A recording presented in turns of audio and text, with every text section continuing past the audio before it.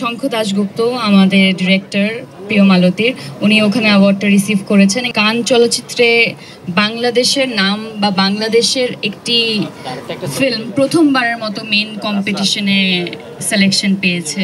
৪,৫০০-এরও বেশি short films জমা পড়েছিল কান চলচ্চিত্র ফিল্ম ফেস্টিভ্যালে। সেই জায়গা থেকে টপ 11-এ আমাদের দেশের একটি শর্ট ফিল্ম জায়গা করে নিয়েছে। এটা নিয়ে একটা ছোট সুসংবাদ আমি বলেই দেই। গতকাল লন্ডনে লন্ডন বেঙ্গলি ফিল্ম ফেস্টিভ্যালে প্রিয় মালতী আবারও বিজয়ী হয়েছে বেস্ট ফিল্ম হিসাবে। তো আমি হয়তোবা যেতে পারিনি, আমার এখানে কাজ ছিল এই কারণে, কিন্তু শঙ্খ দাশগুপ্ত আমাদের ডিরেক্টর প্রিয় মালতীর, উনি ওখানে অ্যাওয়ার্ডটা রিসিভ করেছেন এবং এটা আমাদের জন্য, আমাদের টিমের জন্য অনেক বড় একটা পাওয়া। দেখেন, এটা আসলে আমি বলবো না এটা আদনানের কিংবা ওর টিমের কিংবা আমার কোনো অর্জন, এটা আমাদের দেশের অর্জন। কারণ কান চলচ্চিত্রে বাংলাদেশের নাম বা বাংলাদেশের একটি ফিল্ম প্রথমবারের মতো মেন কম্পিটিশনে সিলেকশন পেয়েছে। এটা অনেক বড় একটা ব্যাপার। এই যে আমাদের ছেলেরা, আমাদের মেয়েরা এখন গিয়ে রেড কার্পেট অফিসিয়ালি হাঁটবে, এটা অনেক বড় একটা ব্যাপার। এবং আমি আলী দেখেছি, দুর্দান্ত কাজ মনে হয়েছে। আপনারাও শীঘ্রই আসলে এটা দেখতে পারবেন।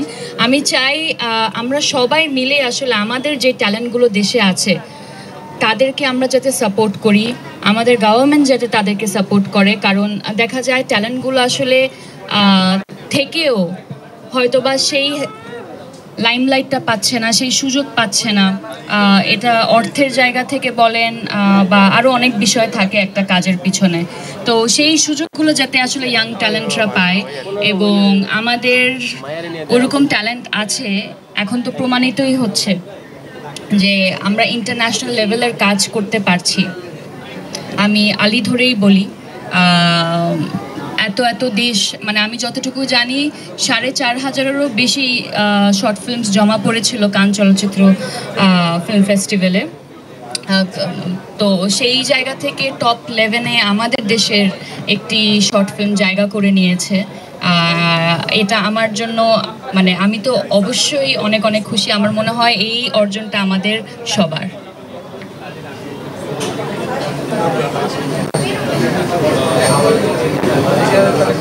আমার আরেকটি সিনেমা, যেটা আমি প্রায় 2 বছর হয়ে যাচ্ছে করেছি, ওটা রিলিজ দেওয়ার সময় একদম ঘনিয়ে এসছে, সাবা। সাবার ব্যাপারে আপনারা জানেন, ওয়ার্ল্ডের টপ 5 ফেস্টিভ্যালসের মধ্যে যদি আমি বলি, টরন্টো ইন্টারন্যাশনাল ফিল্ম ফেস্টিভ্যাল পড়ে, সেখানে এটার ওয়ার্ল্ড প্রিমিয়ার হয়েছিল। এবং তারপরে বুসান, বেঙ্গালুরু, আরও বিভিন্ন, সুইডেনে, আমেরিকাতে, ডালাসে লাস্ট উইকে, তো অনেক জায়গায় আসলে এটা সিলেকশন হয়েছে। সামনে অস্ট্রেলিয়াতে যাচ্ছে। তো এই ফেস্টিভ্যালের জার্নিটা যখন শেষ হয়ে যাবে, শেষ হয়েই আসছে প্রায়, দেশে অবশ্যই আপনারা সাবাও দেখতে